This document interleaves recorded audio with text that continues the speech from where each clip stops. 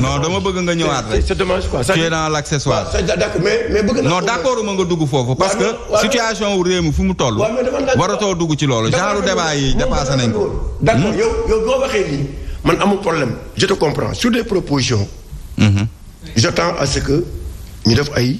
quoi on peut s'attendre fan nañu war a dem. dafa am loo xamante ni ne parmi tous les anciens ministres yi nga xamante ni ne géré woon nañu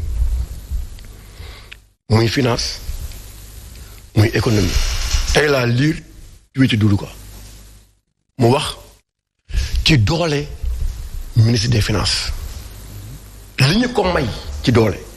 te doole boobu dafa ëpp. il faut ñu xool nan nañ koy xoolaatee mooy li nga wax sànq si yi nga xamante ne parfois mën nañ ko leb. te duñu xam nga tey yéen yaa ngi wax ci Ablaye Fall mais dama déglu ko. Ablaye Fall mooy mi nga xamante ne tey ñu ngi wax ne kontam xaw ma am na 15 milliards xaw ma ñaata milliards yu jaar si moom dem dama lay expliquer benn affaire te dina la ndari. pour le transfert. mais Omar. Omar man je pense que même dans beaucoup de situations. non nañu éviter tudd ay nit. non parce que rapport bi tuddul nit. je pense que rapport bi tuddul nit. non mais damay dégg rek. waaw Omar. waaw dama ne je pense que beaucoup de situations que nous avons vécues. et qui ont été considérées comme des dérapages ou des entorses ou des anomalies. c'est des situations héritées de la Covid. et qui ont continué après la Covid. Parce que dañoo ñëw ñu nekk dans une situation d'urgence il fallait régler des problèmes des gens ont trouvé l'ingéniosité de dire laissons les procédures de côté et faisons autre chose hors procédure. Maintenant il s'est trouvé que encore une fois ce qui devait être l'exception c'est normalisé.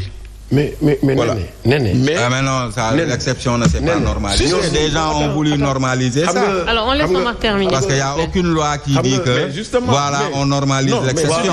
Les gens ont voulu normaliser l'exception. Non, il ne faut pas essayer de minimiser ce qui s'est passé. mais qui c'est-à-dire, Omar, non s'il vous plaît. Omar, non, xam nga fi ñu toll nii.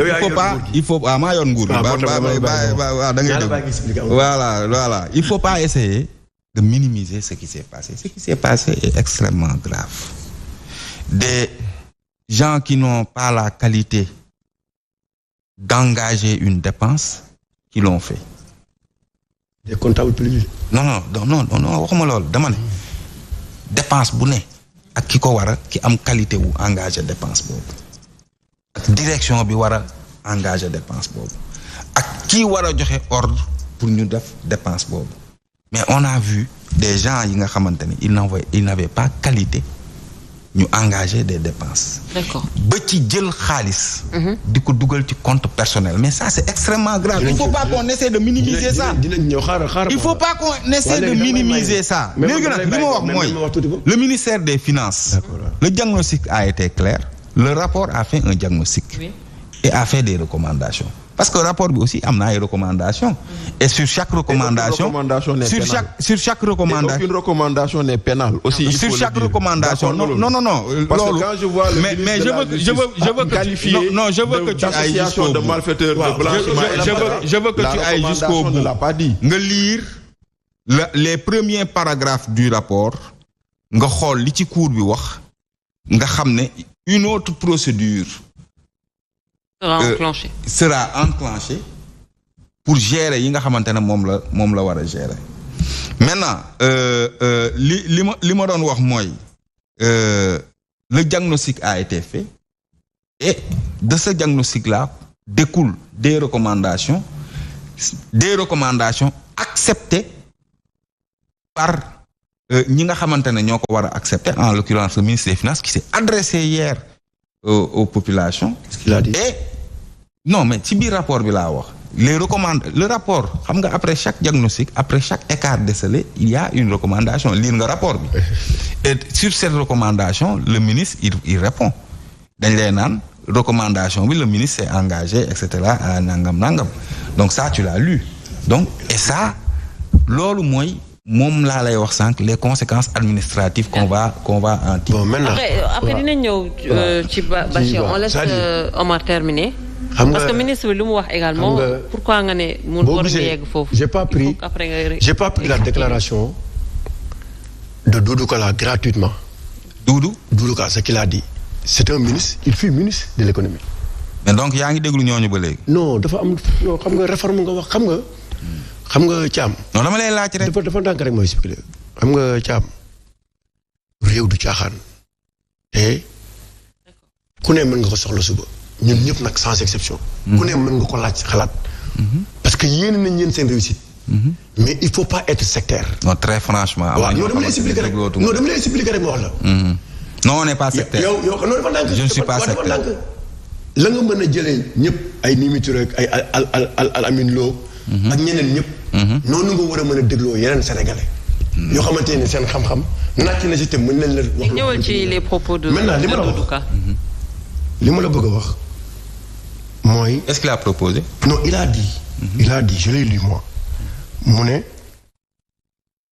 notre haute administration pourtant reconnue pour son excellence est mise en cause dans des irrégularités et des dissimulations d'emprunt entraînant un taux d'endettement provisoire de temps mu ne fii dafa wax fii laa bëgg a ñëw juste si le pouvoir de kii nu tëti ministre des finances. waaw du ministre des finances. ok fii laa bëgg a ñëw. c'est-à-dire quand il dit mais man ne dama xool maa ngi jégalu. sa texte bi dafa gudd nag Omar. non du sama texte mais. Omar il faut mu réer. parce que li muy xool nii dafa et puis téléphone bu ndaw la yor bëgg ci def ay affaires yu. waaw après nga may ma benn téléphone après nga may ma benn dégg nga après nga may ma benn. Omar nga mu ngi lay tendance tamit. non mais en fait affaire bi. nga am ci ubbeeku yi. ce qu'il faut dire c'est pas le pouvoir c'est les procédures. dama ne j'attire l'attention des hautes autorités sur l'hypertrophie de pouvoir du ministère des Finances en tant que maître absolu des emprunts bancaires locaux. c'est-à-dire foofu lu mu bëgg a wax mooy. mooy tey am na loo xamante ni. en tant que maître absolu. waaw en tant que maître absolu. non en tant que maître des emprunts bancaires locaux. c'est-à-dire lu mu bëgg a wax foofu mooy. tey emprunté yi fu mu war a mënti jóge. Yoma. dafa war a engager la responsabilité du ministre de l'économie. parce que tey boo jëlee financement à l'extérieur indi ko kan moo koy signé. c'est le ministre de l'économie. donc mënuñu nangu tey ñu engager des emprunts au niveau des banques privées sans pour autant que le ministre de l'économie ne soit au courant ou mu certifié ko loolu xel nangu na ko. war na mën a bokk ci réforme yi nga xamante ni ne yéen envisagé ngeen ko. pour indi ko maintenant.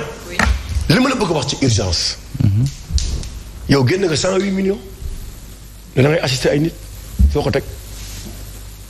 sànq. génne woo 108 millions. dugal ko ci LFR. dugal ko ci LFR.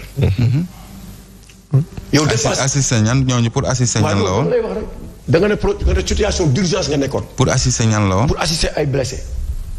ak nit ñu gaañu. wala defu leen ko ci budget bi. loolu état warul jël loolu en charge. waaw non dafa ndànk moo tax ma ne la. dama lay laaj ndax lu état war a def la wala lu état warul def la. yéen da ngeen ko ñaawlu yow actuellement ci par rapport rapport bi da ngay ñaawlu yooyu yow am nañu ay dépenses yu gars yi yu ancien régime bi effectué yoo xamante ni ne. mooy dañu nekkoon ci situation d'urgence. non attention. jël nga 8 attention non Omar yaa ngi jaxase Omar yow dafa naa yow da ngay bëgg sax. on le laisse terminer. il termine juste après. waaw mais yow yaa ngi dugal 8 milliards yow wax nga da ngay génne 8 milliards pour lu mel ne plan d'urgence sur les inondations waxoo ko Bakel. est-ce que da nga ko prévoir woon. Ah mais non mais Omar. Mais est-ce que Omar je pense que c'est difficile quoi. Dans le budget. léegi après. il faut nga faire le lien pour wax lan. il faut nga sóor nii. c'est pas ça qui est dit hein. non Omar yaa ngi jaawale. non Omar il faut pas que nga jaxase Sénégalais. te sànq yow yaa ngi 8 milliards lan la. lan la ci lan. jëloo 8 milliards dugaloo 8 milliards. non mais Omar attention. pour inondation non waaw léegi après. amul 8 milliards. léegi lan nga bëgg a wax ci loolu. est-ce que da nga ko justifié. lan mais ça a été justifié. comment. mais Omar je te dis que. justification xam nga mooy lan.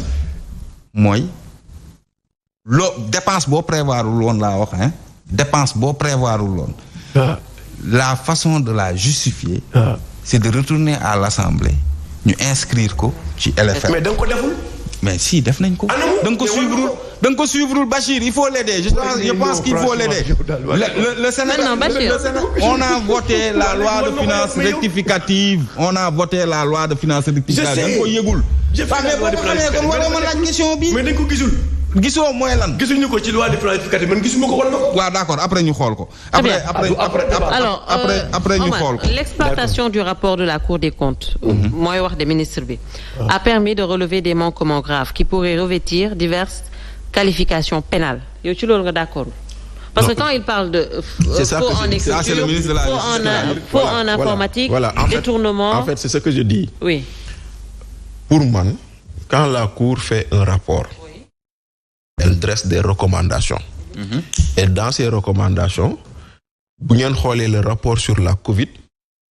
En Omar, on a vu des recommandations de poursuite pénale contre des gestionnaires, des personnes identifiées parce que Japonais nous gérer de non. Mais ici, j'ai vu, parce que des fois aussi la Cour peut demander la traduction de la personne à la chambre de discipline financière. Parce que si vous faites une Cour des comptes, vous avez une chambre. Il y a des gestionnaires qui ont des situations qui ont une gestion. Amna lu len ci dal ñuy traduire len fofu door len ordre de recette moy manam ñuy dag sen salaire di fay lo xamné li manqué na té xeyna égul ci poursuite pénale gisuma lolu gisuma fu ñu demander ay remboursement gisuma fu ñu demander poursuite pénale légui lolu motax mané quand je vois tout ça je me dis que quelque part là où la Cour n'a pas qualifié le ministre a-t-il le droit de qualifier? C'est une question que je pose en me disant que quand le ministre parle d'association de malfaiteurs, de blanchiment de l'ENN, mais est-ce que tu as lu l'avertissement l'avertissement de la Cour qui paragraphe? Oui. Je te lis rapidement. Les faits relatés dans le présent rapport présumés constitutifs de faute de gestion de faits ou d'infraction à caractère pénal feront l'objet, le cas échéant, de déférer, de référer ou de déclaration provisoire de gestion de d'accord. Maintenant, est-ce que tu as lu de ce que tu as lu? Je suis d'accord. Tu as compris. Allez-y. De ce que tu as lu, on a compris. Maintenant, de ce que tu as lu, qu'est-ce que la Cour a qualifié de faute de gestion? Gisumoko. Qu'est-ce que la Cour a qualifié de fait de gestion? Gisumoko. Qu'est-ce que la Cour a qualifié d'infraction pénale? Gisumoko. Là où la Cour n'a pas qualifié, est-ce qu'il revient à quelqu'un de qualifier? C'est une question que je pose. Donc, faut flatter le monde. Maintenant, il y aura une suite de ce rapport. On est d'accord. Il y aura une suite. Non, il y aura une suite parce que le rapport mënuñu ko bàyyi rek dugal ko ci tiroir bi fi lu ñuy dugal ci tiroir ak lu ñuy tek sous le coude amatu fi rapport bi day am suite bi moy lan pour les ñi nga xamantene les fautes administratives il y a une façon de traiter ces fautes administratives là. Les fautes pénales, les infractions pénales, il y a une façon de traiter ces infractions pénales. Mom le cours bi wax fi ci kaw. Oui, mais non, mais ce sera bien évidemment mais la suite du rapport. Comparé aux anciens rapports, la Cour qualifie. Très bien. C'est important. Alors, pour terminer paragraphe, Omar. Oui, pour terminer paragraphe. C'est une chaîne. C'est une chaîne, c'est-à-dire. C'est